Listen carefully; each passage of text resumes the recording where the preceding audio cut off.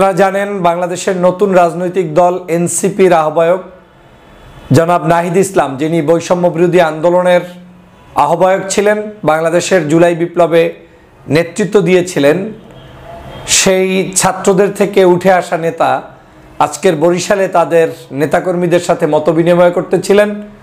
তার সামনেই প্রকাশ্যে দিবালোকে তাদের নেতাকর্মীরা হাতাহাতিতে লিপ্ত হন এবং সেখান থেকে নাহিদ ইসলামকে যে কোনো মূল্যে পুলিশ প্রোটেকশনে উদ্ধার করা হয় এবং তার ঝালকাঠিতে যাওয়ার যে প্রোগ্রাম সেটাকে ক্যান্সেল করা হয়। এমনটা হওয়ার কথা নয়। বাংলাদেশে জুলাই বিপ্লবে যারা নেতৃত্ব দিয়েছেন তার মধ্যে নাহিদ ইসলাম অন্যতম। কিন্তু জুলাই বিপ্লবের পরবর্তী সময়ে আমার কাছে মনে হয়েছে জুলাই বিপ্লবের সময় যে চিন্তা চেতনায় জনগণ তাদেরকে ভালোবেসেছে, সেখান থেকে তারা ধীরে ধীরে সরে আসতে শুরু করেছে। রাজনৈতিক অঙ্গনে অনৈক্য তৈরি হয়েছে, নিজেদের মধ্যেও বিভেদ তৈরি হয়েছে। একটি দল ইতিমধ্যেই গঠিত হয়েছে। পাশাপাশি ওই দলেরই আরও আরেকটি দল নতুন করে মাঠে আসছেন বলে ইতিমধ্যেই প্রচারণা শুরু হয়েছে। সব মিলে ধারণা করা যায় যে রাজনীতির মাঠে উঠে আসতে হলে এই নাহিদ ইসলামদেরকে আবারও রাজপথেই থাকতে হবে। রাজপথের এই মোকাবেলা করেই তাদের নেতাকর্মীদের সামনে এই ধরনের হামলা মামলা বিভিন্ন ধরনের পরিস্থিতির মোকাবেলা করেই আপনাকে সামনের দিকে এগিয়ে যেতে হবে। তবে এত দ্রুত যে এরকম বাংলাদেশের পরিবর্তন হবে সেটা আমি ভাবতে পারিনি। আমি জানি যে বাংলাদেশে রাজনীতি করতে গেলে ইয়াং পিপলদেরকে রাজনৈতিক জায়গায় অনেক বাধা প্রদান করা হবে। পূর্ববর্তী যত ওল্ড রাজনীতিবিদ আছে তারা সহসাই কাউকে উঠতে দিবেন না, সেটা আমার ধারণা ছিল। কিন্তু এর মানে এই নয় যে এত দ্রুত নাহিদ ইসলামরা আজকের বাধার সম্মুখীন হবেন কিংবা তারা প্রোগ্রাম ক্যান্সেল করতে হবে। এক বাক্যে যাদের নেতৃত্বে বাংলাদেশের সরকার এখন পরিচালিত হচ্ছে বলে সবাই জানে এবং আমরাও বুঝি, সেই জায়গাটাতে তাদের আজকের এই দুরবস্থা দেখলে মনে হচ্ছে আগামী দিনে বাংলাদেশে এনসিপি আসলে কতদূর আগাতে পারবে সেটা এখনই কিছুটা হলেও বোঝা যাচ্ছে। এর অন্যতম কিছু কারণও আছে। প্রথমত হচ্ছে রাজনীতি করতে গেলে আপনার উপরে আক্রমণ আসবে, প্রতিবাদ আসবে, ঝড় ঝান্টা আসবে, অবশ্যই আসবে। সেগুলো আপনাকে মোকাবেলা করতেই হবে, সেটা এনসিপির জন্য হোক কিংবা বিএনপি, জামাত, হেফাজত, চরমনাই, গণ অধিকার যারাই হোক, প্রত্যেকেরই কম বেশি এ ধরনের কার্যক্রমের সাথে আপনাকে সেই জায়গায় প্রতিবাদী হয়ে আপনার অবস্থান ক্লিয়ার করতে হবে, আপনাকে আপনার জায়গায় উঠে আসতে হবে। কিন্তু এনসিপি বাংলাদেশের বর্তমান 24-এর গণ অভ্যুত্থানের মাধ্যমে তৈরি হওয়া একটি দল। এই দলটি এত দ্রুত সময়ের মধ্যে এরকম বাধার সম্মুখীন হয়েছেন যেই বাধায় তারা নাহিদ ইসলামের সামনেই হাতাহাতি এবং তাদেরকে খুব ব্যস্ত পার হতে হয়েছে, দেখতে হয়েছে খুব তড়িঘড়ি করে কোথাও যাচ্ছেন। ভিডিওর মধ্যে যতটুকু বোঝা যাচ্ছে যে সেফটি জোনে তারা চলে যাচ্ছেন এবং ঝালকাঠিতে একটি প্রোগ্রাম হবে, সেই প্রোগ্রামটা পর্যন্ত ক্যান্সেল করতে হচ্ছেন। It's not a simple things, এখানে অনেক বড় কিছু মিন করে।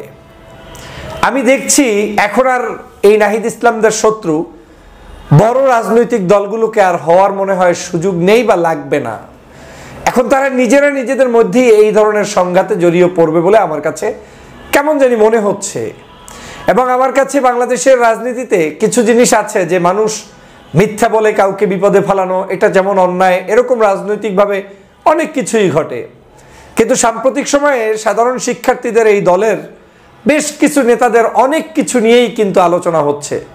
তাদের দুর্নীতি, তাদের নিয়োগ বাণিজ্য, তাদের প্রভাব বিস্তার করা, প্রশাসক জায়গাগুলোতে নতুন মানুষদেরকে নিয়োগ করার জন্য তাদের পক্ষ থেকে যে কোনোভাবেই হোক গোপনে সিভি কালেকশন কিংবা আলোচনা, এই জাতীয় কার্যক্রম চলা, এসব কিছু মিলে এখন তারা কিঞ্চিত বিতর্কের মধ্যেই জড়িয়ে গিয়েছেন বলে আমি মনে করি। এখন এই বিতর্ক থেকে তারা উত্তরণ কিভাবে ঘটাবেন সেটা সম্পূর্ণ তাদের ব্যাপার, কিন্তু বিতর্কের যে পড়েছে এতে কোনো সন্দেহ নেই। যেমনটা আমরা এখন থেকে 4-5 মাস আগেও ধোয়া তুলসী পাতা বলেই মনে করতাম, সেই ধোয়া তুলসী পাতার জায়গা থেকে এনসিপি ইতিমধ্যেই বের হয়ে গিয়েছে। তারা আর ধোয়া তুলসী পাতা নেই। আমাদের রাজনৈতিক অঙ্গনের রাজনৈতিক দলের সচরাচর যে সমালোচনা হয়, এখন এনসিপিকে নিয়েও সেই সমালোচনা করার মতো সুযোগ বা ওয়ে তৈরি হয়ে গিয়েছে।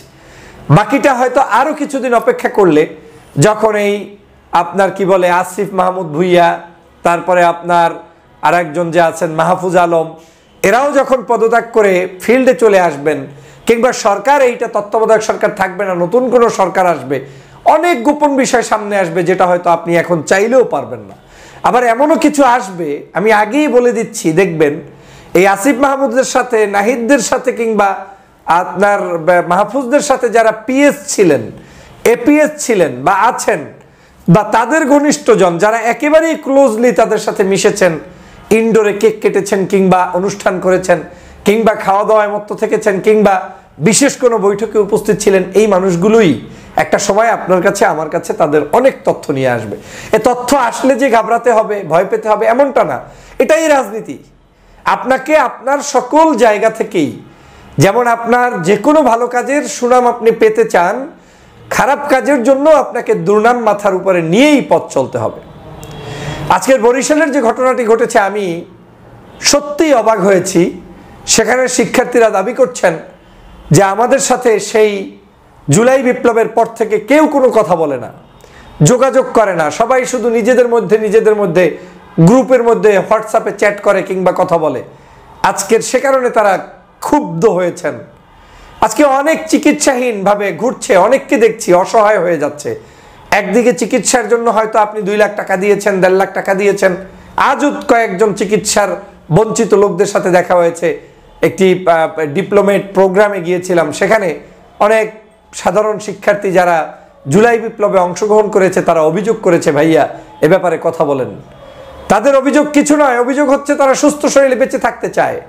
যার হাতে অপারেশন লেগেছে, আপনার দৃষ্টিতে 2 লক্ষ টাকা দিলেন, চিকিৎসা দিলেন, তার খরচ হয়ে গিয়েছে 10 লাখ টাকা।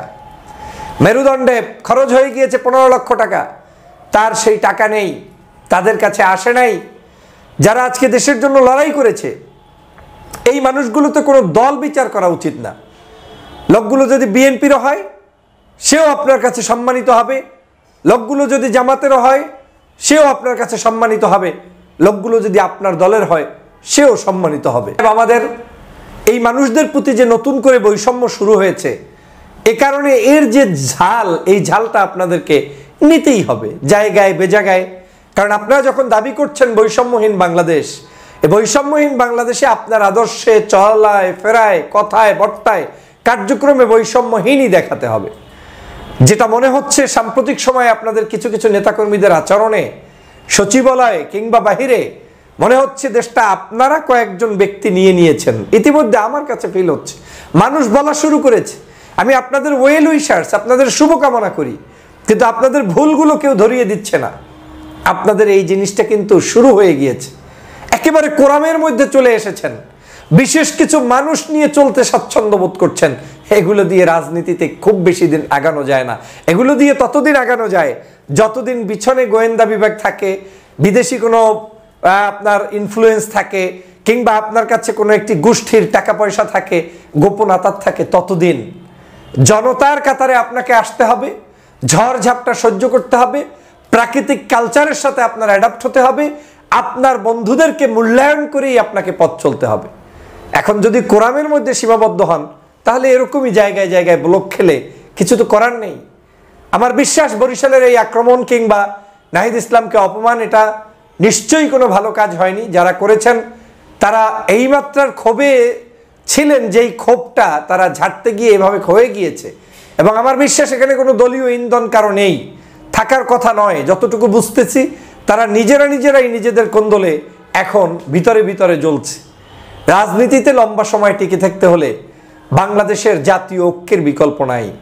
সফট কর্নার দেখাতে হবে, রাজনীতিবিদদের সবার সমালোচনা করে আপনি একা উঠে যাবেন, এগিয়ে যাবেন, এই স্বপ্ন বাংলাদেশে কোনোদিন বাস্তবায়ন হবে না। বাংলাদেশে মন্দের ভালো এই দেশে আপনাকে রাজনীতিবিদ, সমাজবিদ, সমাজের প্রত্যেকটি নাগরিকের যার যতটুকু অংশগ্রহণ আছে তাকে সেইটাকে স্পেস দিয়ে তার ব্যাপারে জাতির কাছে বলে প্রকাশ করে তারপরে আপনাকে পথ চলতে হবে। আজকের নাহিদ ইসলামরা এই বরিশালের আয়োজন থেকে শিখুক, এবং তাদের যারা শুভাকাঙ্ক্ষী রয়েছেন তারাও শেখেন, এবং যারা মন্ত্রী পরিষদে রয়েছেন তারাও শেখেন। পুলিশ ছাড়া যেমন আওয়ামী লীগ একটা দিন বাংলাদেশে টেকতে পারে নাই, আপনিও নিশ্চয়ই প্রতিদিন পুলিশ নিয়ে, প্রোটেকশন নিয়ে কিংবা একেবারে খাস কিছু বন্ধু নিয়ে রাজপথে টিকে থাকতে পারবেন না। রাজপথে টিকে থাকতে হলে রাজপথের মানুষ নিয়েই টিকে থাকতে হবে। অতএব আপনাদের শুভাকাঙ্ক্ষী যারা, তাদের মূল্যায়ন করুন, তাদের খোঁজ রাখুন, চিকিৎসার ব্যবস্থা করুন।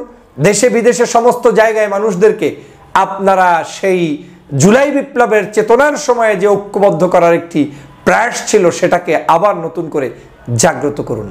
তাহলেই আপনাদের রাজনীতি যেমন সফলতা পাবে,